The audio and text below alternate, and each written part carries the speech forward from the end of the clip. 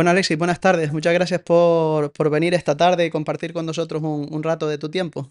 Buenas tardes, Jonathan. Gracias a ustedes por la invitación.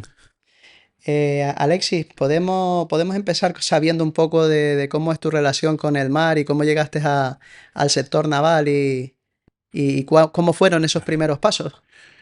Bueno, pues te podría decir que todo comienza de muy pequeñito. En mi familia no hay personas con tradición marinera, pero ya desde que veía a lo lejos los barcos le decía a mi madre, ¿y qué pasa ahí dentro? ¿Y por qué flotan los barcos?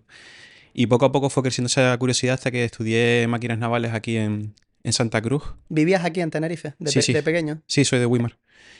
Y a partir de ahí, pues estudié, comencé a navegar, entonces hice un parón en mi vida un poco para indagar un poquito los trabajos en la industria en tierra, en talleres de reparaciones navales, y a partir de ahí me fui desarrollando hasta que después, a posteriori otra vez, volví a embarcar en plataformas petrolíferas, que era algo nuevo para mí, que me picaba mucho la curiosidad y la verdad que la experiencia fue muy grata.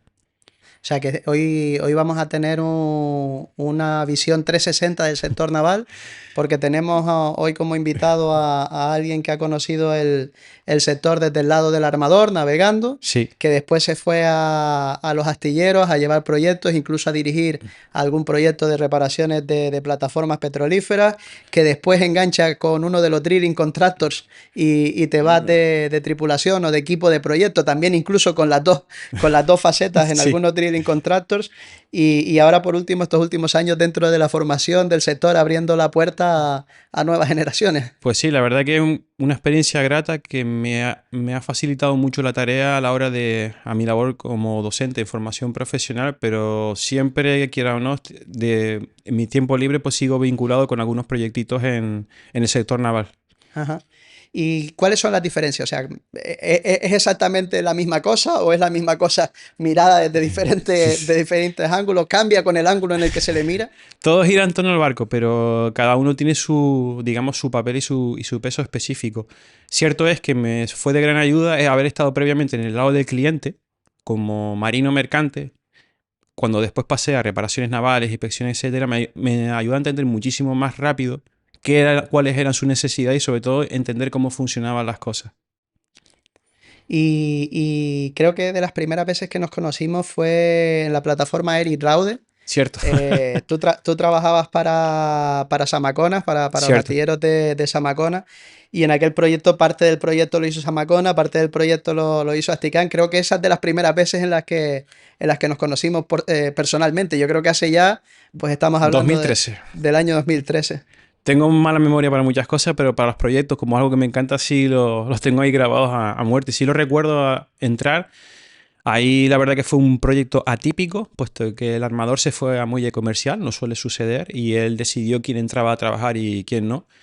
Y al final comencé yo solo con una libreta bajo el brazo, no me daban lista de trabajo ni nada. Yo decía, ¿y qué pasa aquí? Que no hay nada, no hay scope of work, no hay nada.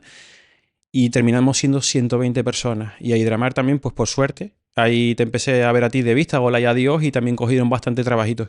Sí, en aquel proyecto ayudamos a OTECH a instalar un sistema de protección catódica a flote. Entonces, básicamente, el casco de los pontones de la plataforma en 16 posiciones, mediante cofferdan, le hicimos 16 ventanas, instalamos sus ánodos dentro de los tanques, toda la instalación, se chorreó a flote el casco de la pontona con máquinas de chorrear mediante buzos. O sea, fue un proyecto súper interesante. Luego con NOV hicimos buena parte del paquete de perforación, los direct tensioners, que son los cilindros directos al tensioner ring. Fue un proyecto súper grande. En aquel momento, Eric Raude era una de las plataformas más Más avanzadas en punteras. el mundo. Cierto. Yo había estado en la gemela, en la Leif Erikson, La ley de eso. que había estado en Las Palmas en el año 2007 y fue uno de los primeros proyectos que yo trabajé por medio de Hamilton. En aquel momento Hamilton era un poco el punto de encuentro de las plataformas y por medio de Hamilton hicimos la Leif Erikson y después la Eric Raude a los pocos años. Y me contabas bueno, que trabajaste con Samacona, que conociste a Borja Garay Gordóvila, o Sí. sea, un equipo de gente súper profesional, gente Cierto. súper seria, gente súper competente. Ahí está José Luis Pedrosa Sí, también. O sea, la verdad que un equipo humano muy bueno y profesional, sobre todo. Y yo creo que yo siempre suelo decir que los hechos son los que hablan más que las palabras. Y a la vista está que su grupo, ya que no mencionas a Borja, lo fundó su tío don Pedro Garay Bordóvil hace muchísimos años, cuando ujú. Puerto Las Palmas funcionaba de una manera distinta. Y si siguen abiertos funcionando con los astilleros que tienen, será por algo. O sea, que poco más que decir. No, y una gente que en el País Vasco también es súper potente, que ha sido capaz de construir muchísimos barcos, barcos de mucha complejidad y sin duda una de las familias importantes del sector naval Cierto. en España. Además, nuestra relación con ellos es muy buena, correcta. Evidentemente somos competidores y este barco lo hacemos nosotros y el siguiente lo hacen ellos, pero una relación profesional y gente que va de frente, gente muy a tener en La cuenta. competencia bien llevada, sana y al final redunda en el sector, que es lo que se trata. Es un poco lo que yo defiendo. O sea, al final la competencia nos hace más fuerte a todos. O sea, si yo no tengo competencia y todo es para mí, ¿cuál es el incentivo para hacerlo mejor, más rápido, más barato? Complicarme la vida, coger cosas de más complejidad. Entonces, yo creo que sin duda nos hace más fuerte, más allá que hay quien se siente más cómodo, menos cómodo en la competencia. Pero bueno, el caso nuestro no es ese. Sí, es la línea de trabajo que a mí me gusta ver, porque a fin de cuentas es lo que hace desarrollar una zona geográfica, un país, una región, una comunidad autónoma, que el servicio sea de calidad, que haya libre mercado, competencia y sobre todo eso, al final crece y redunda en la sociedad de una forma u otra, porque la gente que busca trabajo al final va a trabajar con las empresas. Sí, está claro. Evidentemente por nuestra edad no tuviste la oportunidad de trabajar en Nubasa, pero me contabas que Ujú. también desde la familia tenía cierta relación y conoces toda la historia detrás de un astillero que estaba prácticamente aquí a mi espalda Sí. y que fue un referente industrial en Canarias durante muchos años. Cierto es que tuve la gran suerte que en la Escuela de Náutica, el último director de profesión, don José Carlos García Rodríguez, casualmente guimarero como yo, fue, digamos que el que trabajó ahí en su época dorada, hasta que poco después cerró. Y yo creo que la historia está para aprender. Si se deja morir un astillero, al final toda la industria auxiliar se muere. Muchísimos talleres, muchísimos puestos de trabajo. Y un astillero es una punta de lanza en cualquier puerto que se precie. Es más, te diría que si esa industria auxiliar que se genera alrededor tienen una continuidad de trabajo, una especialización de la cual después se nutren otras industrias de tierra, como decimos los marinos. Es decir, que desde el puerto, por ejemplo, Puerto La Luz y Las Palmas es un claro ejemplo que siempre se ha proyectado sus profesionales a UNEL Condesa, vamos a decir nombres, todas las petroleras que están en el puerto, ahora el tema de las energías eólicas offshore, es decir, de una forma u otra, al final, digamos que la punta de la pirámide están los astilleros. Y al final para mantener todos estos colosos de los mares requieren un montón de tecnología, un montón de maquinaria, que al final la tecnología y la maquinaria es totalmente aplicable y de uso en Sí, muchísimas otras industrias, desde papeleras a envasadoras, empresas de productos alimenticios, o sea, prácticamente todas las industrias se benefician de un puerto fuerte y de un sector naval fuerte. para muestra un botón, lo comentábamos un poco antes de llegar. Yo tuve digamos, la suerte de trabajar en un taller. Vi la otra cara opuesta al astillero, un taller pequeño y familiar llamado Tenavín, que tristemente cerró. Y don Ángel, que en sus años de prosperidad en el puerto tuvo la extraña visión en aquel momento de. Se fue para afuera, es decir, atacó a otras industrias, a la alimentaria principalmente, pues el antiguo Sevená, la antigua Pesicola, que sería la tan conocida Stirma cuando lo subimos en el Winter. Ujú. Pues todas estas empresas, pues él aprovechó ese nicho de mercado y simplemente lo único que hizo fue sus profesionales lo lanzó a esas industrias, porque todo el conocimiento lo tenía, eran solo un poco conocer cómo funciona una cinta transportadora, cómo funciona una palatalizadora, pero sus profesionales rápidamente se adaptaron a ese sector, se especializó y durante muchos años, aunque esto no se sepa a lo mejor ni siquiera en la prensa, fue empresa puntera. ¿Pero dónde nació? En el puerto, alrededor de los astilleros. Sí, pasó muchísimo con muchos talleres que cuando empieza toda la fase de privatizaciones y cuando empieza a irse las flotas pesqueras, porque al final un poco lo que contábamos durante el almuerzo, no se parece en nada el puerto de los años 80 a los puertos de hoy. O sea, en los años 80 había una flota pesquera inmensa, la gente podía llegar con su coche particular, una caja de herramientas y empezar a hacer un tubo o un trozo de chapa y de ahí ir construyendo toda una empresa. De hecho, muchas de las empresas grandes que hoy todavía siguen en Canarias salieron así. Son tuberos, caldereros, mecánicos que empezaron casi casi con su coche particular. Mi padre empezó así. Y muchos. Yo ahora que desde el 2007 trabajo en el puerto de La Luz y de Las Palmas en fases discontinuas, pero claro, siempre me ha gustado escuchar la historia que me contaban los antiguos encargados, oficiales que hoy la mayoría están jubilados, y todos me venían a decir lo mismo. Típico taller de pequeño, como tú bien dices, o incluso el garaje de sus casas, un autónomo, una caja de herramientas, una furgoneta y poco a poco creciendo, después cogiendo parcelas en el puerto, a su vez reinvertir, etcétera, etcétera, hasta lograr consolidarse en una instalación portuaria. Tristemente ese modelo ha cambiado. Estamos comentando muchos talleres históricos que han desaparecido en Las Palmas. El caso de Nubasa que comentábamos muchos años atrás, casi todos los talleres desaparecieron. Es una pena cuando esto sucede. Y al final perdemos todo y sobre todo pierde la gente, porque en esos años al final en el puerto habían 400 talleres y 400 talleres son 400 oportunidades para cada uno de los que trabajan en el puerto. Hoy escasamente se pueden contar 15 talleres, con lo cual esas oportunidades se van reduciendo y si de esos 15 talleres, 13 trabajan bajo el mismo paraguas, pues todavía se reducen más. Si además cuando alguien se va de una empresa para ir a otra se le pone en cortapisa, pues al final la libertad se va reduciendo. O sea que incluso esos pequeños talleres, continuando con ese hilo, permitía de que muchos de ellos se especializasen en ciertas flotas. Los que estamos en el sector, todos conocíamos los talleres que iban a la flota japonesa, los que iban a la flota coreana, a la china, a los portacontenedores, lo que hacían los reefer.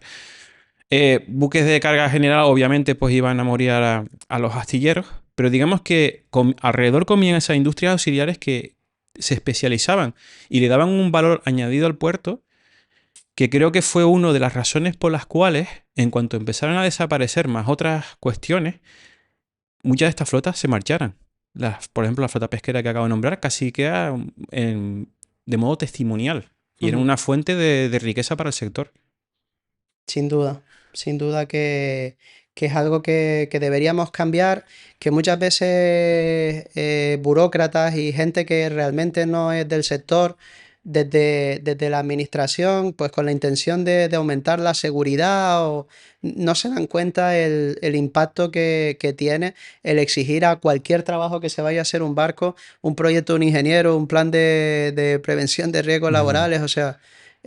Por supuesto, si es que nadie cuestiona que si vas a hacer trabajos en caliente en un tanquero, tiene que haber un montón de medidas de seguridad, pero de la misma manera nadie podrá explicar que si tú vas a hacer una puerta de una acomodación, un trabajo de carpintería, si vas a cambiar colchones, o sea, ¿cómo puede haber ese tipo de requerimientos? Deberíamos tirar barreras y evidentemente que esos requerimientos a los que estamos, ¿no? Y a los que ya hemos conseguido una posición nos viene bienísimo, pero desde luego que no le vienen a la sociedad y por lo tanto hay que tirarlos abajo y hay que hacer que la competencia fluya, que todos nos tengamos que poner las pilas y intentar ser más competitivos y por lo tanto más atractivos para los armadores y poder generar más valor. O sea Es que que si no, no vienen. Si no vienen, no factura. Si no factura, no hay trabajo. Es una cadena.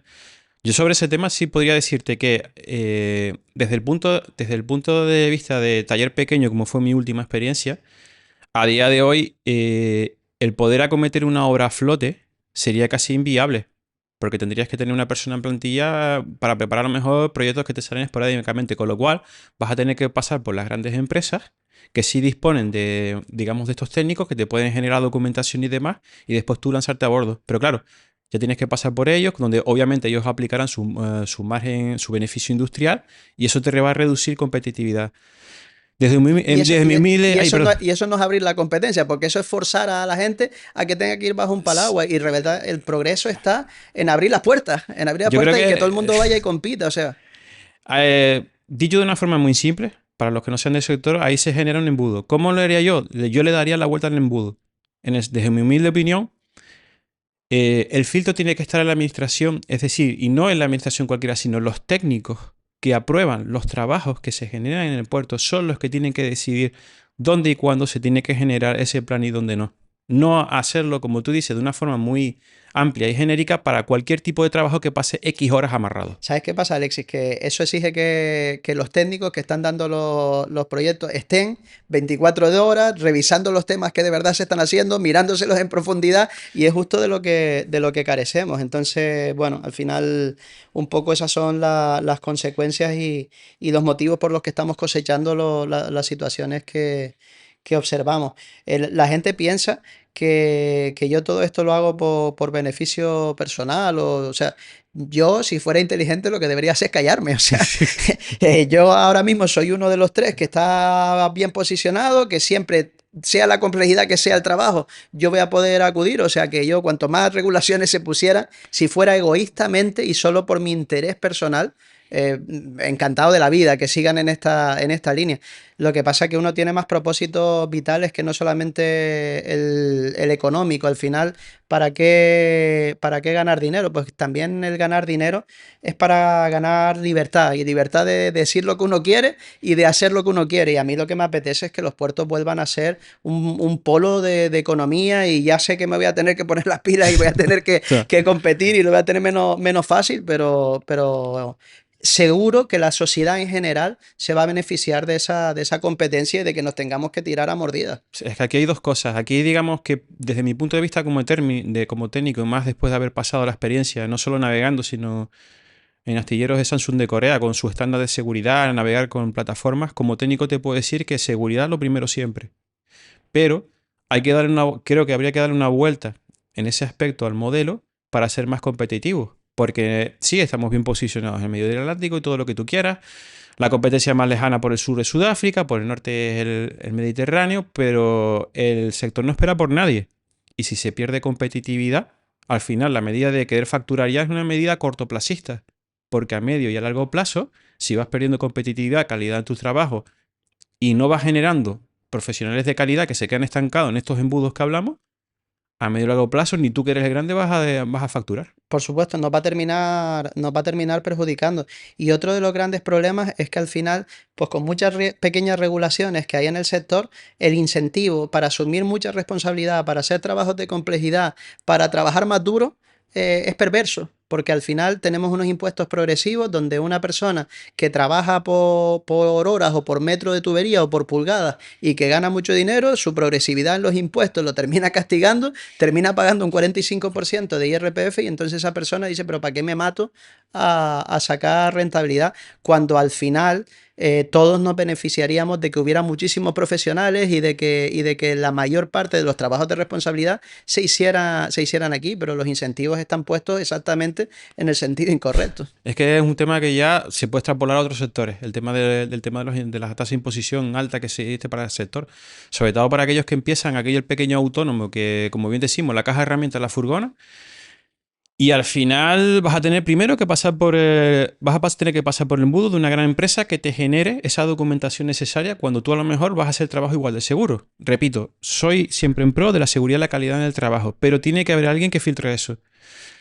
Empiezas a ponerte esas trabas en el camino que al final dices, me voy a buscar algo más cómodo y más seguro y más sencillo, que no me dé tanto dolor de cabeza y que arriesgue menos. Por ejemplo, a lo mejor las entradas de mi familia e incluso hasta mi propio patrimonio personal. Pero el progreso está en el riesgo. El progreso está en que la gente quiera asumir más responsabilidad. Exacto. El progreso está en hacer cosas más grandes. O sea, cogiendo todo el mundo cada vez el camino más fácil, más sencillo, no vamos a generar empleos, no vamos a generar mejores remuneraciones. O sea, no se le puede vender a la gente que en el camino del no riesgo es donde va a estar el futuro. Quizás también un poco siguiendo lo que hablamos antes, es porque las decisiones a nivel técnico-económica se toman por personas que no están cualificadas. Y yo no lo digo que tengan que serlos, pero sí recorrer a los asesores adecuados. ¿Y qué mejores asesores que los empresarios que están en el día a día ahí batallando en su empresa? E incluso si quieres recurrir a alguien independiente que venga de fuera, no te digo que no. A lo mejor te viene con un soplo de aire fresco que te dice, ostras, en tal sitio se hace tal cosa. pero contar con la gente que está ahí en el día a día generando. Pero al final Canarias está sufriendo de eso. Canarias está sufriendo de una economía donde cada vez el peso del empleo público tiene más peso, donde cuando las personas llegan a ese puesto ya no están motivadas por los incentivos del libre mercado, sino que están motivadas por no tener complicaciones, por no tener dificultades, porque no se líen las cosas y al final cuando esas personas con esos incentivos son las que terminan regulando, ahí es donde crea el problema. Antiguamente, y es un poco por lo que yo abogo, es por desregular las cosas y permitir o intervenir lo mínimo posible, regular aquellas cosas que de verdad sí tienen que ser reguladas y permitir que la libre competencia y que el mercado y que la gente intentando estrujar el coco y reinvirtiendo y proveyéndole soluciones al armador sean los que nos permitan construir esa oferta que tiene que ser mucho más atractiva y mucho más dinámica para que todos los armadores, pues en vez de considerar otras localizaciones, el Mar del Norte, el Golfo de México, pues tomen a Canarias para proyectos de mucha más envergadura, de mucha más capacidad. No hay otro camino realmente para conseguir ganar competitividad. Cierto. Yo, yendo de lo particular a lo general, yo cuando estuve años fuera y después regresé a trabajar, me centro en la parte técnica, es cuando dije, ostras, estamos muy por abajo en muchos aspectos. Somos buenos a nivel técnico en otras cosas, pero nos falla en otras. Extrapolando esto al tema empresarial, ¿por qué no fijarnos en el modelo que se hace en otros sitios que son de éxito? Pero no solo fijarnos en el puerto, sino cuál es el contexto alrededor en el cual se mueven, qué facilidades se le dan a las empresas. Pero el problema es que si el que regula al final intenta beneficiar a quien no reinvierte un duro, a quien no se complica la vida, a quien, o sea, al final tenemos lo que tenemos y es consecuencia de quien dirige y quien organiza. Pero bueno, yo tenía una parte que me interesa muchísimo porque creo que puede abrir oportunidades a otra gente, que al final es de lo que se trata en el podcast, Sí, de darle camino a la gente. Tú cuando terminaste de dirigir proyectos en plataformas petrolíferas, terminaste trabajando para uno de los sí, drilling contractors y estuviste embarcado, operando plataformas petrolíferas en perforación, en los sí. campos. Y además, después pasaste a los equipos de proyectos Al revés. de esos drilling Sí. contractors. Sí, fue al revés. Fue un poco un cúmulo de casualidades que cuando nos llamaron estaba la plataforma en la última fase de entrega. Y ahí en principio como tripulante vas a familiarizarte con como cualquier barco mercante. ¿Qué sucede? Que había que entregar, había muchos trabajos abiertos y esta gente que lo tiene todo hipercontrolado, llegaron un día y me dijeron, oye, ¿tú eres Alexis Montelongo? Sí, ¿trabajaste en tal astillero, esta fecha, en tal proyecto, tal proyecto? Y le digo, sí, y sé que era de mi empresa por lo que ponía en el mono, pero no tenía ni idea. Y me dicen, tú, mañana a proyecto. Y yo, pues vale, como soy de la forma que soy, digo, otra experiencia nueva. Y te ves en Corea del Sur, donde te estabas familiarizando para hacer tripulación, y Sí, te ves en una entrega de un new build, sí, de un drill ship, casi de un día para otro. O sea, que las oportunidades están mucho más cerca que lo que que lo que la gente se imagina, ¿verdad? cierto. Encima coincide en una época donde había una demanda brutal de técnicos que no había. Es decir, allí yo recuerdo ver una directora, yo abogo y, por ejemplo, por las mujeres que se incorporen al sector, me encontré una ingeniero naval con 27 años, siendo la máxima responsable de la entrega de una plataforma que costaba 650 millones de dólares, que hacía el cambio son unos 600 millones de euros, casi nada. Y esa falta de técnicos nos empujó que al propio armador le pidiesen, por favor, ayuda. Entonces ahí, pues, deduzco yo que empezaron a revisar a los marinos, porque los marineros tenemos esa dualidad de que cuando no estamos navegando estamos en tierra y cuando no estamos en tierra todo lo que sea barco nos meten a trabajar. Entonces verían mi perfil y digo, yo, pues a este lo largamos ahí. Tenía una lista de ciento y pico tareas por cerrar en máquina. Yo, mi experiencia aquí en Las Palmas me valió mucho, a pesar de que era un concepto nuevo. No es lo mismo, vamos por así entendernos, reparar un coche usado en un taller que fabricar un coche. Pues ahí se estaba fabricando el coche. Entonces había una serie de deficiencias que subsanar, ciento y pico listas. Digo, yo la miré, digo, lo puedo asumir perfectamente. A pelearme contra los ingenieros, ya estoy acostumbrado a pelearme en el astillero. Pero ya después, cuando van y me dicen, mira, lo estás solventando, mañana te pasamos al topside. Y el topside, digamos que es la zona de producción, la que da la pasta. Tienes ahí la lista, vale, bien, dame la lista. 700 trabajos, digo, tiempo muerto. Digo, yo no sé si prefiero siempre ir con los pies en la tierra y le digo, mira, lo de máquinas se lo suelto a otro. Esto va a ser demasiado para mí y mis condiciones son que tiene que haber un representante del fabricante en cada tarea que yo haga. No solo el astillero, tiene que haber un representante del fabricante. Son muchas cosas nuevas para mí y si lo quiero hacer, pues por lo menos aunque tenga mucha falta de conocimiento, tener a alguien que sepa al lado. Que yo creo que el acompañamiento y el crecimiento de cualquier profesional, no lo digo yo como ingeniero, sino de cualquier soldador tubero, tiene que ser siempre al lado de alguien que sepa. Y digamos que ese planteamiento que yo les hice, me dijeron que sí, me imagino que están apurados, están fritos por terminar. Accedieron y la verdad que fue una experiencia muy grata en algo que ni me lo imaginaba. Y como tú bien dices, surgió la oportunidad. ¿Cómo es trabajar en un astillero como Samsung, donde trabajan 120.000 personas, donde tienen sus propios bloques de vivienda Yo vivía ahí. al lado del astillero, donde la gente no lo sabe, pero tienen una escuela de formación completa dentro del astillero? Tú no te lo puedes creer, pero nos prohibieron montar un centro de formación dentro del astillero. O sea, ¿Aquí? aquí en Tenerife. ¿En serio? En serio, o sea, ¿cómo se le puede prohibir a quien está haciendo los trabajos, que se supone que tiene el conocimiento, que se supone que de verdad es el que puede transferir ese conocimiento a otro, que haga un centro de formación, porque no sé qué normativa municipal se prohíbe la formación? O sea, es burocracia de la estúpida, de gente que gana demasiado pasta y gente a la que de verdad es a la que había que desafiar. Porque que tú prohíbas en un espacio industrial la formación a menores de edad, lo puedo entender. Pero que tú me prohíbas la formación a mayores de edad, a gente que está trabajando, a gente que está en edad laboral, porque tú tienes, o sea, ese No. señor lo que hay que hacer es quitarlo de la administración pública. Ese señor lo que hay que hacer es ponerle una pala en la mano y mandarlo a trabajar y a poner bloques, chicos. La verdad que me sorprende. Esto no surgió para la corriente, la verdad que no surgió surgió el tema del centro de formación, pero no sabía a esa profundidad. Y ahora, claro, ahora estoy en la docencia.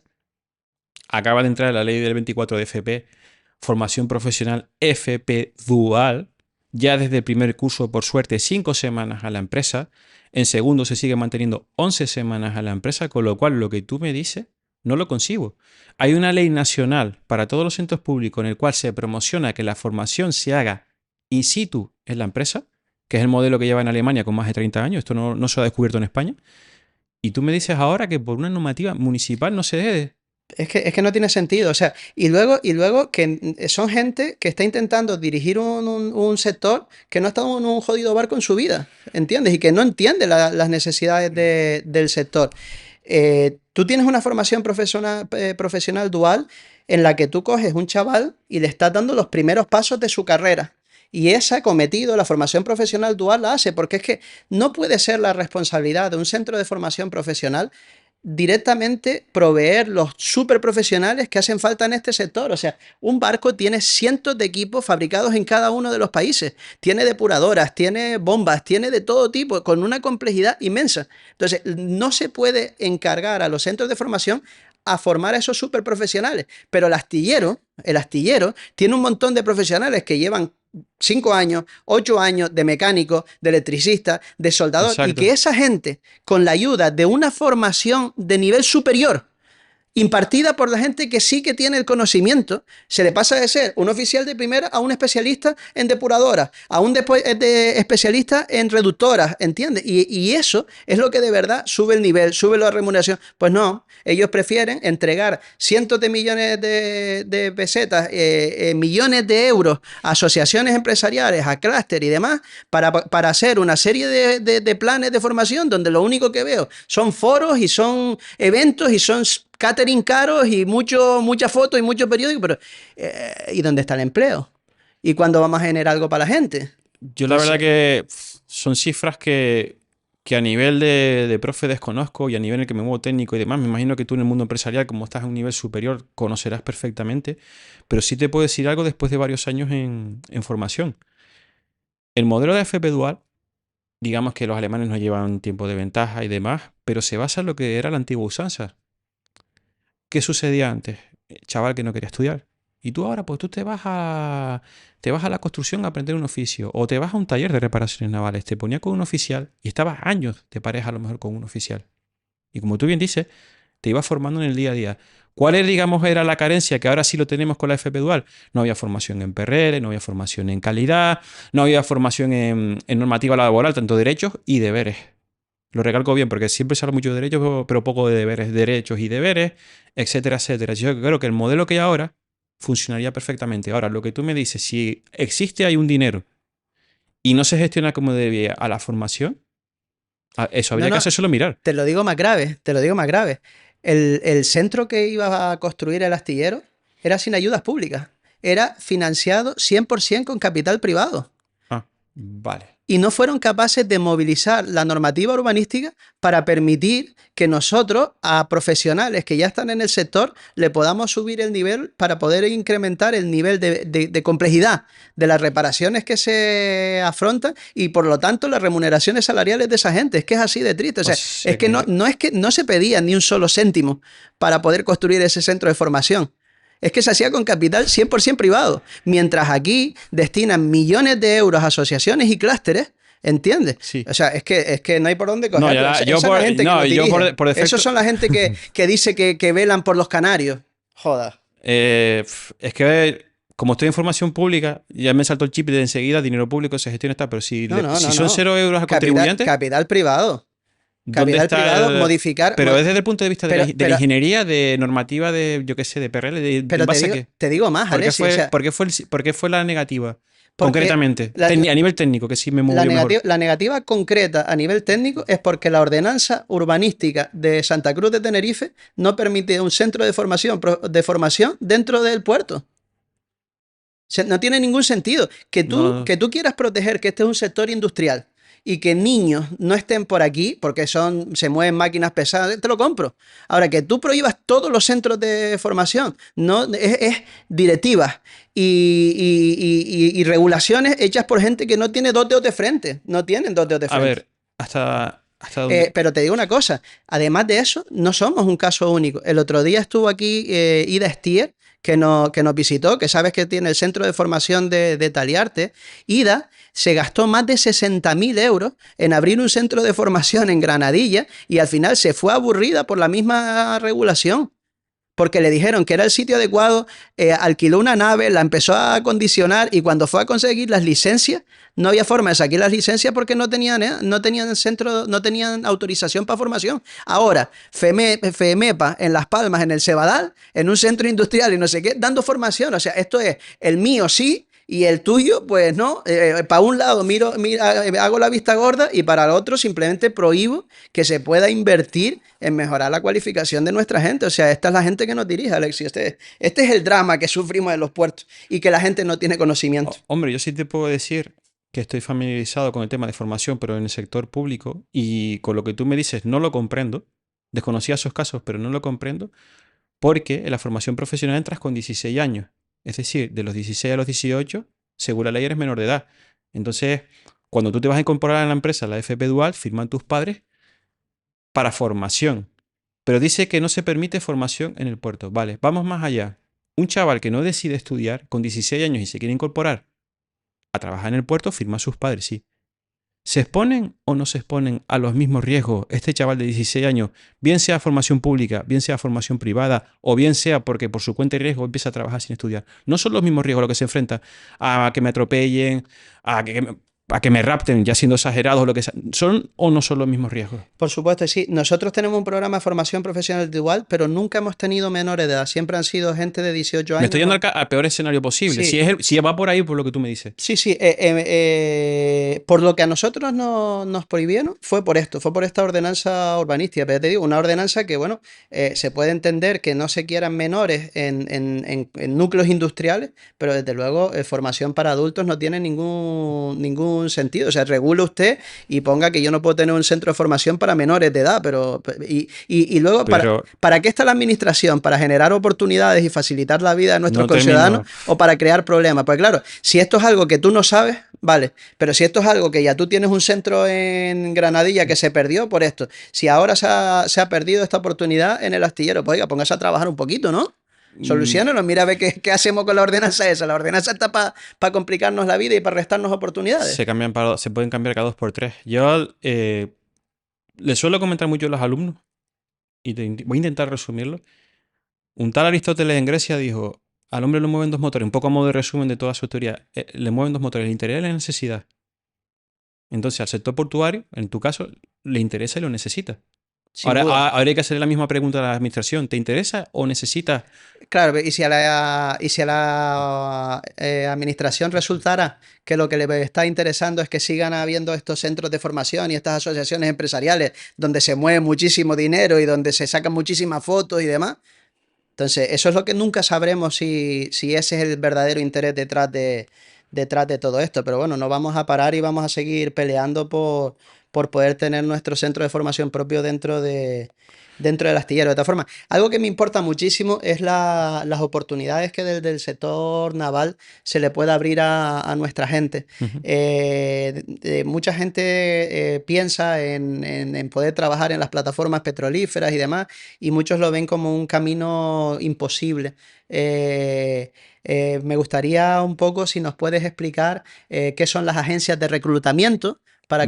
para que la gente pueda entender cómo los drilling contractors y los armadores se hacen con las tripulaciones para dotar a las tripulaciones de los barcos, y cómo yo, teniendo una serie de certificaciones, puedo acudir a esas agencias de reclutamiento, que al final un poco fue la puerta que, A mí que, me que permitió te abrió, entrar, que te por abrió a ti ejemplo. el paso para trabajar con los drilling contractors, y los sueldos de 10.000 euros mensuales no son una leyenda urbana, ¿no? No, no, O no, sea, no. entonces, Mira, yendo de lo particular a lo general, dicho de una forma muy simple, una agencia de embarque es una ETT para barcos, una empresa de trabajo temporal, en la cual se necesitan tripulantes por circunstancias de la producción de forma temporal. Entonces la empresa no te mete en nómina, igual que una TT de tierra, un supermercado, un centro comercial, lo que quiera que sea, en determinadas épocas del año, Navidad, la campaña de lo que sea, te coge, te contrata y te suelta.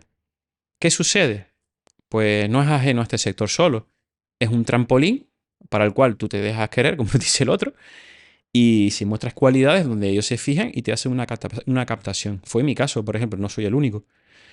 ¿Qué sucede a efectos de formación? Esto es un pequeño cachito, por si lo quieren incluir por ahí, de una presentación que yo hice de 45 minutos con la Alpha Ship Academy, de la cual aprovecho aquí para mandarle un saludo, en el cual explico de pe a pa vamos a cómo ver si, entrar al sector petrolífero. vamos a ver si, Pero son 45 minutos. vamos a ver si podemos tener a Antonio Castañeda pronto, y yo creo que desde Alpha Ship Academy también se está haciendo una buena labor, que sé que tú colaboras con ellos y demás. Y de nuevo es una de esas empresas que está contribuyendo a abrir oportunidades reales a la gente, no a base de titulares, sino que están trabajando para que ese conocimiento fluya hacia la Si gente me que lo lo, puede usar. si me lo permites, ahora que ha surgido así el tema, eh, esta iniciativa ha surgido por una profesión que yo desde hace muchos años y de trabajar con consignataria no existía, que es la labor del agente consignatario. Es esencial dentro de un puerto. Es el enlace ¿Qué es el agente buque-puerto. consignatario? Porque hay muchísima gente que nos ve y que no son familiares al sector naval. Entonces, ¿qué es un agente consignatario? Voy a tratar de explicarlo muy simple para gente, una persona que no es del sector. El consignatario es la empresa que es el enlace entre el barco y el puerto. Es decir, cualquier servicio que requiera un barco, que vaya a hacer una escalada, bien sea en fondeo o atraque, o necesite ya una varada, una reparación mayor, recurre a ella para que se le facilite todos los servicios. Es decir, desde el permiso de la autoridad portuaria para entrar, para atracar, para fondear, avituallamiento, aprovisionamiento, reparaciones, cambios de tripulación, excursiones para los tripulantes porque van a estar un mes aquí tirados y se van a aburrir, Servicios médicos para hoteleros, la gente. todo. Pues ahí la agencia consignataria trabaja de una forma muy simple. Es decir, por cualquier cosa que tú necesites y yo te lo ofrezco, te cargo un porcentaje. Beneficio industrial, fin de la historia. Y son un nexo esencial para cualquier puerto que se precie. Lo que pasa es que son esos grandes conocidos. En base a ese desconocimiento y falta de regulación a nivel nacional, recientemente ha surgido un certificado de profesionalidad para que esta gente se forme. ¿Qué pasa? Que todavía no conozco ningún centro después de un año y pico que se publicó el BOE, no recuerdo exactamente, que se haya ofrecido a impartirlo. ¿Qué existía antes? Pues en una universidad, algún megamáster de esto de no sé cuántos miles de euros, que al final te valía para bien poco. Es una profesión que se requiere de mucho, digamos, dos de gente. Obviamente el inglés, idioma estándar internacional de la Marina Mercante. Tener mucho arrojo, disponibilidad 24/7 Y digamos que si entras en la rueda de uno y te gusta, vas a tener trabajo para toda tu vida. Hombre, obviamente siendo serio y profesional, como cualquier otro oficio. Pero tienes que saber al sector al que vienes a trabajar, porque al final Sí, el sector naval, y es un poco lo que hablábamos durante la comida también, es importante que los chicos que se plantean hacer un futuro en el sector sepan de verdad a dónde vienen ¿a dónde te tiras? y cuál es, A la cuál, piscina. cuál ¿A es qué el- mira? cuál es la plaza donde voy a torear, ¿no? Porque desde luego no es una plaza fácil y los cuernos son grandes, ¿no? Sí, aparte que no es lanzarte a una piscina, es lanzarte al mar. Y digamos ya un poco siguiendo con lo de Alpha Sea Academy, fue una iniciativa interesante desde el sentido que dijo, mira, yo, como tú bien dices, no tendría por qué complicarse la vida, pero aporta un valor al sector, que es decir, prepararon un curso con profesionales del sector. A mí me tocó dar el inglés y la cual lo agradecí mucho. Carencia que si queréis hablamos luego en el puerto. Pero ha aportado, creo que ya van por la tercera edición y la inserción laboral de todo el que ha tenido interés por trabajar en el sector se han quedado. Los que no, porque no tenían claro, porque iban a modo de curiosidad o porque estaban en una empresa y no han querido cambiar, se han quedado. Pero los que no, se han quedado trabajando en un nicho de mercado que hay oportunidades las que quieras y más. Prácticamente inserción del 100%, o De sea, los que querían trabajar en el sector, ojo. que es importante contarle a la gente cuál es el sector antes de Exacto. empezar, porque al final mucha gente termina de formarse en el sector naval y al final se ven trabajando sábado por la mañana, domingo por la tarde, por las noches y eso es algo que desde luego no encaja a todas las personas, es difícil conciliar con la familia un poco. Tú podrías estar hoy trabajando con cualquier drilling contractor y ganando sueldos grandísimos, pero también eso supone un sacrificio, que Cierto. durante 6 meses al año estoy lejos de mis hijos, cuando tengo ya hijos de cierta edad, o sea, no es una vida para todo el mundo. Mínimo 6 si estás en las perforaciones. Si estás en la mercante convencional, por ejemplo, los gaseros estás 3 meses a bordo, 3 meses en casa. Los petroleros estás a 4 meses a bordo, 2 meses en casa, con lo Ujú. cual ya el porcentaje no es un 50-50, ya se va reduciendo. Y no es fácil. ¿Qué hacemos nosotros por ejemplo, en el centro FP donde trabajo? Desde el primer día, a los chavales, a todos los marítimos pesqueros les contamos la historia, no la historia, sino la realidad. Y hoy tú vienes aquí, ¿por qué vienes? Levanta la mano, unos que sí conocen, otros que no conocen. Desde el primer día le digo, tú vienes a esto, a esto, a esto y a esto. A los que van a navegar, porque hay dos especialidades, la de cubierta y la de máquinas, la de navegación máquinas. Y sobre todo los de máquinas, que ahora con la FP hay una demanda brutal para los talleres de reparaciones navales. En nuestro caso, para la rama de mecánica e incluso electromecánicos, pues le contamos la historia de trabajar en un taller de tierra. Los Ujú. sueldos son diferentes, la disponibilidad es 24/7, solo tienes un mes de vacaciones, en contrapartida te formas como profesional, tienes campo de crecimiento el que quieras y más, el crecimiento es infinito. No es como un barco que te dedicas a operar y a mantener. Obviamente creces, puedes llegar a ser inspector, jefe de mantenimiento de flota, tienes su crecimiento, pero también taller de reparación navales ves la otra parte del negocio en la que si eres listo y obviamente si tienes la gran suerte de seguirte formando en inglés, te va a abrir unas puertas brutales. Son empresas trampolín. Efectivamente. Son empresas trampolín, no te voy a engañar. A mí, por circunstancias de la vida, sin quererlo, fue un trampolín a volver a navegar. Tengo antiguos compañeros del astillero que hoy son responsables técnicos de grandes marcas punteras europeas con sede en España y te podría seguir hablando. Pero hay que coger desde el minuto uno y decirle, esto es lo que hay, chavales. Pero todo pasa que las primeras pequeñas oportunidades en los puertos ocurran. Si Sí, seguimos cerrando los puertos, si seguimos cortando las oportunidades, si seguimos cortando el acceso a que la gente se acerque al cantil del muelle, ese mundo de oportunidades no podrá abrirse. digamos que genera un rechazo. Es decir, por ejemplo, la rama mía mecánica, si tú oyes a alguien que lleva 5 años trabajando, eres un chico, 16, 17 años, no tienes normalmente no tienes madera suficiente y encuentras a alguien que trabaja en el puerto y dice, mira lo que me pagan, salarios, vamos a decirlo claro, salarios según convenio, si subes de categoría son 50 euros más, etcétera, etcétera, me llamo un sábado, un domingo, un festivo. Entonces un chaval de estas edades que muchas veces está pensando en el dinero, dice, ostras, que no es todo el dinero, pero dice, ostras, yo voy a ganar esto tal, no me va a complicar la vida, me voy a dedicar a otra cosa que a lo mejor me remunera un poco más o me remunera lo mismo y estoy por las tardes, los fines de semana y festivos con mi familia. Ujú. Y digamos que eso son puertas que empiezan a cerrar. ¿Qué te encuentras en contrapartida? El empresariado que se queja de que la gente, que no hay relevo generacional. Habrá que hacer algo para que lo haya, Hombre, ¿no? tú eres empresario y te lo lanzo directamente. Yo también he estado del lado de la empresa, también, como te dije bien, del lado del cliente y ahora la formación. Por eso te lo lanzo directamente para que... Alexis, un poco lo que te contaba, o sea, sin gente no hay empresa. Y tú sabes bien que nosotros el 100% lo hacemos con recursos propios, con personal propio. Entonces, al final no te queda otra sino construir un equipo de gente. Nosotros siempre hablamos que el astillero es una cadena de esfuerzo. Entonces, esa cadena de esfuerzo, cada uno de los eslabones son vitales. Es vital la gente de producción, es vital la gente de ingeniería, es vital la gente de planificación, la gente de suministro. Si tú no consigues crear el marco y crear una política salarial de tal forma que la gente pueda ver un futuro y pueda construir un proyecto de vida Ujú. alrededor del astillero, no hay astillero, punto. O sea, es imposible que las reparaciones salgan bien, que los barcos sigan viniendo, que los clientes estén contentos si la gente no está bien. O sea, no hay ninguna posibilidad. Nosotros, como te conté, pues hemos apostado muchísimo por remuneraciones variables. De tal manera que prácticamente todo el mundo tiene una componente salarial fija que viene a ser más o menos el 50% del total de las remuneraciones y después pues todos en función de los departamentos en los que están o bien por producción de los proyectos o bien la gente de mecánica, de tubería, pues por pulgadas, por kilos, por metros de pintura, conseguimos crear una serie de incentivos que permiten a la gente alzar su nivel remunerativo y que permite hacer un plan de vida al lado del astillero. Se nota que tus clientes son del oil and gas porque has mamado algo de eso, ¿no? Sí, sí, bueno, al final, defecto, Ahora te lo explico. defecto profesional, ¿no? Al final, pero sea del oil and gas o no, somos todos seres humanos. Y Sí. cuando el incentivo está colocado en la dirección correcta, las cosas funcionan.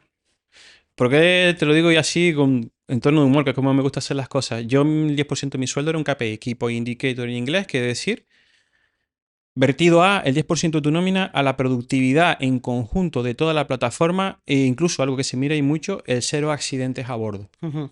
Vale, Cero del TI, es el cero el TI, sí, que en inglés era bonito. ¿Qué generas? otro palabra Otra del palabra, muelle. sí. ¿Qué generas con eso? Compromiso. ¿En qué compromiso? Aparte de la concienciación, que está muy bien, es decir, somos todos seres humanos, tenemos que tener motivaciones. Los mensajes, las campañas, eslóganes, que por suerte se están empezando a importar en España. Está muy bien esa parte teórica, pero después hay una parte en la nómina. Ujú. Motiva a la gente la nómina. Así de claro te lo digo. ¿Qué lograbas con eso? Que si yo, por ejemplo, tenía un compañero al lado mío que no trabajaba inseguro o no rendía, por no decir otra palabra más fuerte, yo soy el primero que me queja a mi jefe. Aparte de la seguridad, porque o ponía en riesgo la integridad de las personas, del medio ambiente o del buque, porque si se lía algo en estos barcos, las consecuencias suelen ser serias. Tú facturas gracias muchas veces a eso. Negligencia de la gente, se rompe un barco, ustedes facturan. ¿Me equivoco? Totalmente de acuerdo. Entonces, partiendo de, partiendo de esa base, pues si tienes a alguien que no trabaja bajo los estándares de seguridad o simplemente no rendía, yo no lo quería al lado mío. Me No, quejo y le digo, este tío conmigo fuera. el que aquí hay dos cosas que son líneas rojas y tú lo conoces. La persona que no es capaz de adoptar la cultura de seguridad en el astillero no puede estar. O sea, nosotros tener un incidente de seguridad cuando después tenemos las auditorías de compliance y previas a los contratos hace que te quedes sin poder firmar un contrato. Entonces, Exacto. con la seguridad no puedes jugar. Es una línea roja.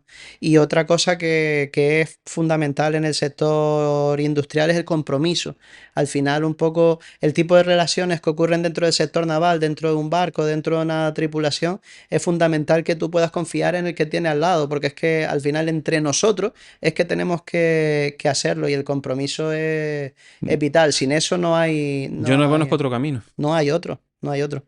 Evidentemente le podíamos contar a la gente otro rollo y otra cosa, pero no es mi plan. Mi plan es contarles las cosas duras como son. O sea, nosotros aquí no tenemos mesas de ping-pong, ni bolas, Ni caja con ni manzana, piscinas ¿no? de bola, ni nada. Ni, O sea, ni poner setas de fruta. no, lo que sí creo que tenemos una serie de marcos donde la gente puede progresar, puede hacer un plan de vida, puede vivir de una manera un poco más cómoda que con otros sectores que hay en tierra y eso es lo que de verdad estamos intentando. Yo les digo mucho a la gente, o sea, mi trabajo no es motivar a la gente, yo con no desmotivarlos ya tengo, ese es mi verdadero trabajo, ¿sabes?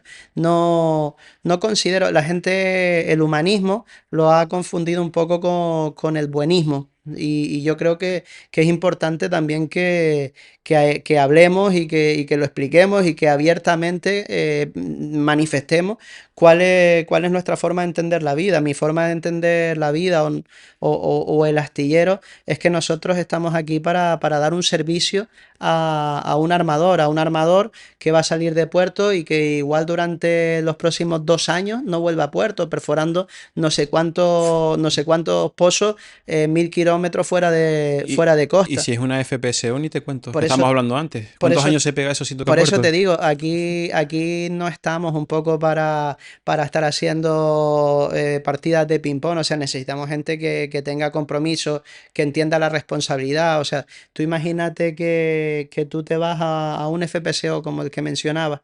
Los FPSO, Alexis, no te puedes ni imaginar el nivel de control que hay en toda la instalación de canalización de tuberías de condensados, de tubería de gas. Hay un flange management, hay un programa de gestión de todas las bridas que hay en eso, con un programa de apriete, hay un procedimiento, hay un record de cada brida que se abre, de cada brida que se cierra. O sea, tú no puedes poner ese nivel de activos y ese nivel de responsabilidad a gente que no tenga compromiso. Entonces, eso es algo que es fundamental. No hay astilleros sin compromiso. Exacto. Y seguramente no es lo que la gente le gustaría escuchar, pero aquí no estamos para contar milongas, aquí estamos Yo, para contar la verdad de la responsabilidad del sector donde trabajamos. yo voy más allá. Hablamos antes de la competitividad, es decir, los competidores directos, no empresa particular, sino a nivel general en Canarias. Vivimos de nuestra posición estratégica, tradición, reparación pesquera, que después ha evolucionado. Vino el oil and gas, nos dio un toque Ujú. en tema de prevención, calidad y medio ambiente. Y yo recuerdo, por ejemplo, un recorte de prensa que encontré por ahí en Ternavín de estos periódicos viejos que se guardaban. Año 1999, la Autoridad Portuaria de Las Palmas aprueba su primer plan de prevención de riesgos. Año 99, la ley, la ley 31 de 1995. 4 años después se aprueba, por suerte. Pero en realidad lo que mostraba en el sector, lo que hizo que aumentase el nivel de seguridad fue los propios clientes. El oil and gas, El Oil and Gas, el cuando oil and llegó al gas. puerto de Las Palmas, dijo: tú quieres entrar a mi... Dicho de una forma muy simple, ¿tú quieres entrar a mi casa? Sí, el listón está aquí. Tú estás aquí. Nos dio un baño de realidad y costó, pero creo que por suerte este sector le ha dado un salto de calidad y sobre todo de prevención de riesgos laborales que la gente no se imagina. Y sí, claro, y si ya estamos hablando que el puerto de Las Palmas ahora mismo tradicionalmente ha sido punta de lanza de Canarias, exporta trabajadores hacia otros sectores donde a lo mejor ese nivel de seguridad y prevención no es tan alto, aunque se llenen muchos papeles. La realidad es otra.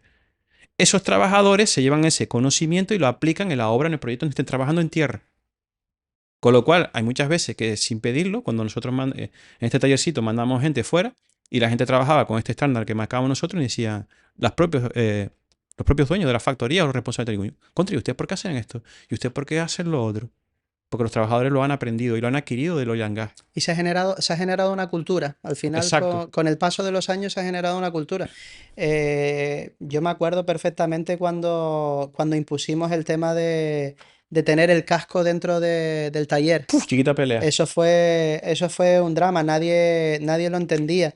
Oye, que estoy en el taller, claro, estás en el taller, pero hay piezas Volando por ahí. volando. Dentro de los talleres navales, pues muchas veces tienen 20 metros de altura, hay piezas que tienen 12 metros de altura y que están totalmente andamiadas, hay gente trabajando en lo alto, o sea, Gafas. gafas, Estás chorreando las clacas. Si una claca, para que sepamos la gente, los caracolillos, las conchas que se pegan al casco, si eso huele y te entra en el ojo, puedes perder un ojo. está claro. Algo tan simple como eso. Tú puedes ir a la playa, te sopla la arena, nada. Pero una claca que lleva días o semanas al sol, la intemperie en descomposición, cuando se chorrea eso vuela y como te entra en un ojo es criminal. Por supuesto.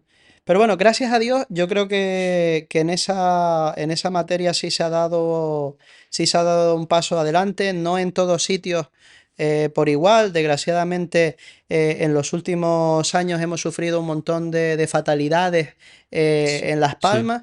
Y bueno, nunca se hace lo suficiente. Creo que todos tenemos que dar un paso más y yo creo que al final un poco siempre se ha hablado que en materia de seguridad va también de mantener las orejas tiesas al personal, entonces un poco eso es importante. De todas formas, me he ido saltando, pero hay algo que No, yo quiero que la gente pueda escuchar y es, estoy buscando embarcar en una plataforma petrolífera.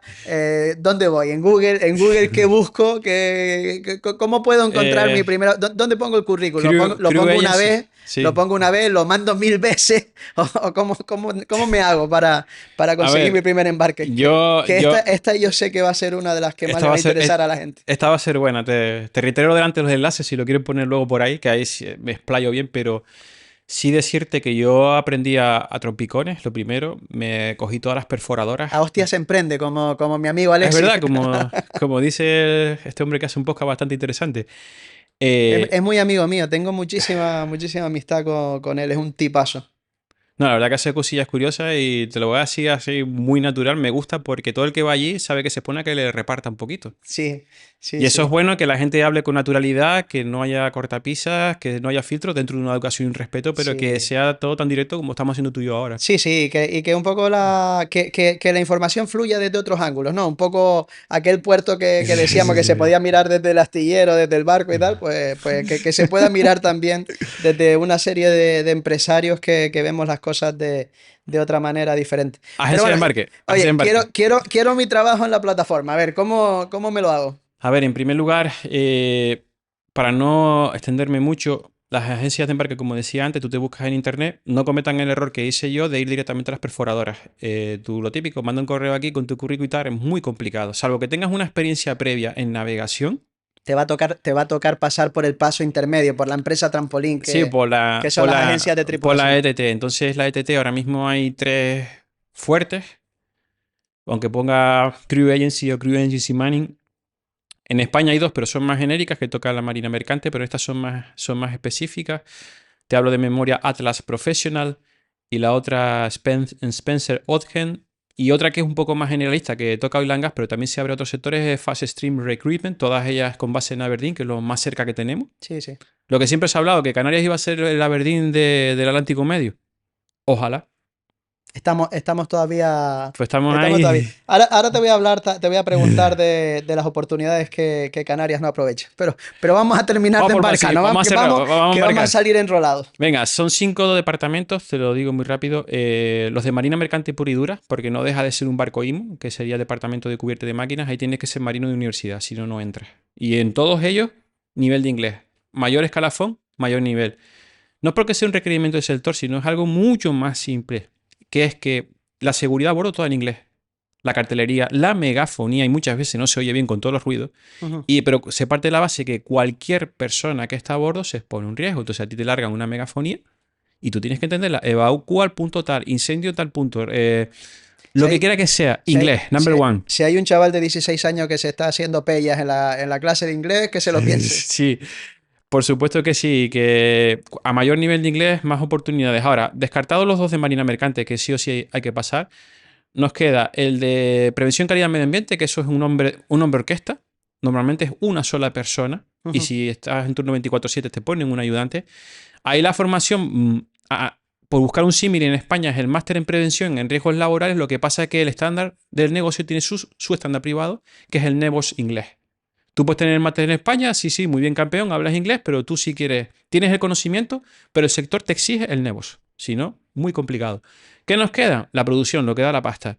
El drilling y el subacuático.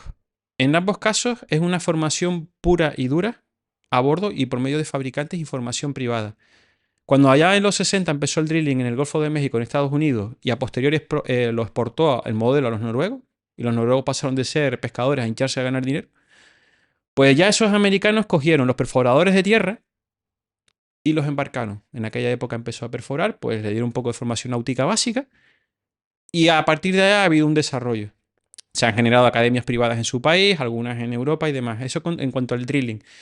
Y el departamento de subacuáticos, que es el que donde más dinero se gana, es también una formación privada, pero ¿qué es lo que te exigen ellos? Que tú empieces por la zona de perforación, bien como mecánico o bien como hidráulico, El estándar del sector era 5 años en cada puesto y después saltabas al asistente Ujú. de subacuático. Pero un asistente de subacuático puede ganar casi tanto como un jefe de máquinas de marina mercante que digamos que está en el escalafón superior de su departamento. Sí, sí. La razón es porque manejan el equipo más crítico de una perforadora, que es la BOP o la válvula antirreventones o antirretorno de la presión de pozo. Es el equipo crítico. El que da el botón rojo, dicho de una forma muy simple, el que condena el pozo si la cosa se pone fea. Y el mantenimiento de esta BOP, que no es una válvula simple como el grifo de casa, es una estructura de 3 o 4 plantas con un montón de componentes hidráulicos, 500 electrónicos. toneladas entre, 500 entre el Low Marine Racer Packet y y el Upper 800 Stack. y la última generación 800 y un módulo Las más. de 20.000 PSI, sí, sí. Sí, son unos bicharracos. Entonces, esta gente maneja el equipo más crítico de a bordo, tiene que tener una formación no estudiada, enreglada como en España, sino propia del sector que te dan ellos y como lo quieren ellos. Pues a estas dos, digamos que la oportunidad es las reparaciones navales. No tienes que tener una formación de base como tenemos los marinos. O sea que, resumiéndole a la gente, si me voy a Google, me busco las agencias de reclutamiento marítimo, intentar buscar, saber qué son ETTs y saber qué son mi trampolín a poner la Cierto. pierna en una plataforma. No vamos a tener los salarios que tiene la gente de las tripulaciones, pero fácil te puedes conseguir un salario de 350 dólares por día. Sí, Aterrizo allí, empiezo a tener conocimiento y contacto con lo que es el paquete y después de una serie de años de formación puedo llegar a ser el que me siento en la silla caliente del doghouse, ¿no? sí, el Doghouse. E incluso te podría mencionar rápidamente, si no se nos vamos de tiempo. Sí, pues se nos Lo- alarga un el poco. Green Hands, es decir, o los novatos, es un programa intensivo de formación en prevención de riesgos laborales para personas que no son del sector y te forman de asistente de grúa, asistente de perforación, asistente subacuático no, por lo que dije antes, y es un mes. O bien te lo pagas tú, o bien el sector hay una alta demanda y te lo pagan ellos. Suelen coger muchos exmilitares por aquello de la disciplina a bordo, de estar sujeto bajo un El régimen compromiso, o sea, jerarquía, etcétera, etcétera, etcétera. Pero cualquier gente persona con una formación técnica base, y en inglés, vuelvo a repetir, tiene muchas oportunidades. Ahora, si te lo quieres hacer por tu cuenta, te vas a Escocia o Holanda, te lo desembolsas de tu bolsillo, un mes de estancia, cursos que no son nada baratos, pero ya eres, digamos, la puerta de entrada. Ventaja, y termino. Una vez entras tu primer contrato, si lo haces bien, entras en una rueda que no vas a salir si quieres. ujú, Lo difícil aquí es abre la puerta, de nada que la abras para adentro. sí, sí. Bueno, nos estamos yendo un poco de tiempo. Voy a intentar hacerte la última pregunta, las últimas dos, y es una que hago casi todos los invitados, y es un poco qué porcentajes de oportunidades de las que brinda el sector naval crees que Mm, Canarias está realmente aprovechando actualmente. buf, pues pocas. Cuantificar eso, complicado, pero menos de la mitad seguro. Hay unas oportunidades terribles. Tenemos puertos que ya no pueden crecer, como son La Luz y Santa Cruz, ya no pueden crecer. Muy complicado. Nos queda Arinaga con sus limitaciones y Granadilla, digamos que su homónimo, incluso geográficamente las buscas en el mapa y están más o menos situadas con las mismas condiciones, pero que esas sí que tienen posibilidades de crecimiento. No a lo mejor en descarga de carga regular como contenedores, porque se frenaría mucho la operativa, pero sí en otras actividades como almacenamiento e incluso reparaciones navales. Sí, al final Hay muchos metros por ocupar y por Granadilla, desarrollar. Granadilla se lo quisieron vender a la población como un centro para contenedores, pero todos los del sector sabemos que con las condiciones de viento que tiene Granadilla, el 65% de los días no se podría operar en Granadilla, o sea que siguen vendiendo algo que es un imposible. Vuelvo a lo de antes de no contar con los expertos. Se solicitó en su día un informe a un capitán de la Marina Mercante. Él hizo su informe y dijo eso, 60-65%, la operativa de las grúas no. Y aún así, ese informe Y, creo, y no sé si se ignoró la verdad o había otras prioridades, pero al final no la verdad pesó, que la parte durísimo. técnica no pesó. La verdad que durísimo, Alexis. Hace años nos teníamos que ir abajo porque la reparación naval se tenía que ir abajo cuando le buscamos una forma para que de verdad se pudiera hacer un astillero de nivel mundial. Aparecen una serie de complicaciones burocráticas que no hay quien la entienda. Pero bueno, me dices que hay pocas oportunidades, o que estamos usando poco del potencial que tendría el sector naval. ¿Qué crees que necesita Canarias para poder liberar ese potencial? O sea, andamos con 2.000 millones de euros de contribución al Producto Interior Bruto. ¿Cómo podemos triplicar esos números? Yo cuestión administrativa y económica. Administrativa, darle una vuelta al sector para hacerlo más ágil. Vuelvo a decir lo de antes, sí, tenemos una posición privilegiada, pero esto no es eterno. El sector va a su ritmo y puede ser de repente que Marruecos, que está ahí al lado, con un astillero y otro en ciernes, nos pase por encima, otra vez si decide claro. Lleva tiempo formar a la gente, pero no hace falta formarla porque a lo mejor de repente lo traen de Europa del Este, una mano de obra cualificada y con precio competitivo, y Y, y, Canarias se queda atrás. y la transferencia de conocimiento ocurre en 3 años. Sí, eso Es en es. cualquier sitio del mundo. O sea, 3 años de gente trabajando con profesionales, al final tienes profesionales. Por citarte un ejemplo muy, muy, muy cercano y que podía hacer bastante daño a Canarias. Eso por un lado, la parte administrativa y por otra parte, la parte económica. No sé a quién corresponde revisar el dinero que se gestiona y se entrega para que, una de las cosas, la formación, como el problema que tú tienes aquí o cualquier otra, y también de estos foros que veo que se promociona mucho y demás, pero queda como declaraciones de buenas intenciones de no sentarse todo el mundo en una mesa y apuntar a una misma dirección, pero contando con todos los punteros. No contigo sí, con este no. Y sobre todo, escuchar a los que están al día a día y al pie del cañón. Ujú. O sea que básicamente revisar un poco la administración, al final las autoridades portuarias están dirigidas por gente que muchas veces no tiene ni idea de qué va el sector, al punto de no conocer si se pueden cruzar cabos en un amarre de un barco, o sea, lo más sencillo de lo más sencillo. Y desde luego yo creo que a la gente que dirige las administraciones había que desafiarlos, había que cuestionarlos y no se le podía dar las cosas por granted. Y oye, si usted es incapaz de dirigir el puerto, pues habrá que ponerlo, habrá que promocionarlo a príncipe del puerto, pero deje que lo dirija alguien que sepa lo que está haciendo, porque desde luego O si no, usted nos está restando oportunidades, o sea. yo, a ver, ahí abogo por los técnicos que soy uno, escuchar más a los técnicos, también a los técnicos, escucharlos. Es decir, te está dando, desde el punto de vista de la seguridad, de la productividad y también al empresario, es decir, esto a mí no procede en otros puertos se hace de tal forma, repito, analizando todo el contexto, pero se hace y funciona. ¿Por qué aquí no? Pero, Alessi, Es una comparación simple que hacemos de que somos Tú has pequeñitos. estado, tú has estado navegando, tú sabes cómo se operan en puertos como Rotterdam, como Amberes. Tú ves los espacios que se dejan en las operaciones de practicaje, de maniobrabilidad y no sé qué. Y resulta que aquí, para sacar una plataforma de una dársena, hay que hacer un cónclave y tal. Hostia, pues nos tendremos que poner un poquito las pilas todo el mundo y tendremos que buscar soluciones y tendremos que decir menos veces no y buscar más veces decir que sí. O sea, si es que es sencillo, pero Eh, quien puede encontrar las soluciones es quien conoce el sector. sí, Desde luego, las soluciones para el sector naval no las puede dar alguien que ha estado toda su vida en la agricultura. sí, tiene que ser desde dentro. Y te repito, el tema ya no sé a qué estamento recurrir y a quién correspondería, pero sí que apoyarse los técnicos y los empresarios. Decisiones técnicas y empresariales. Ujú. Porque si no, no va a funcionar. Si ya por temas administrativos tú empiezas a frenar desde el conocimiento, la ignorancia es muy atrevida y peligrosa. Bueno, pues Ale, si nos hemos extendido un poco más de la cuenta, creo que era súper interesante contar a la gente cuál es el camino hacia una agencia de Manning, cómo uno puede encontrar sus primeras oportunidades en el sector naval. Creo que es súper valioso la contribución tuya, la visión que tienes desde el marinero, desde los proyectos, la ejecución en astilleros, desde los drilling contractor, ahora desde la formación. Creo que es una visión 360. Y bueno, espero que este capítulo le traiga luz a gente que se plantea un futuro en el sector y agradecerte de verdad que hayas estado hoy con nosotros y creo que hay oportunidades incluso para tenerte en el futuro y casi casi hacer un capítulo dedicado a la formación, que es un poco a lo que te estás dedicando más recientemente y que creo que es algo de lo que más necesita nuestra gente para abrir nuevas oportunidades. Yo agradecido a ustedes y sobre todo que he empezado a ver los podcasts a ratitos. No te voy a engañar, no lo he visto ninguno completo por temas de tiempo y siempre que va uno apurado, pero creo que es una iniciativa interesante desde el punto de vista de la calma con la que se hablan las cosas, sin filtros, sin contrapisas y en la cual todo fluye en una conversación amena y, repito, me he sentido muy, muy a gusto.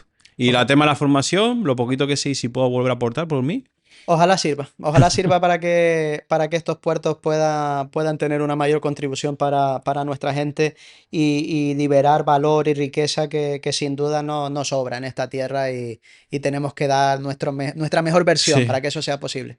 Siempre hay que empezar a mejorar y escuchar las opiniones venga de donde venga. Pues muchísimas gracias por estar con nosotros. Gracias a ustedes.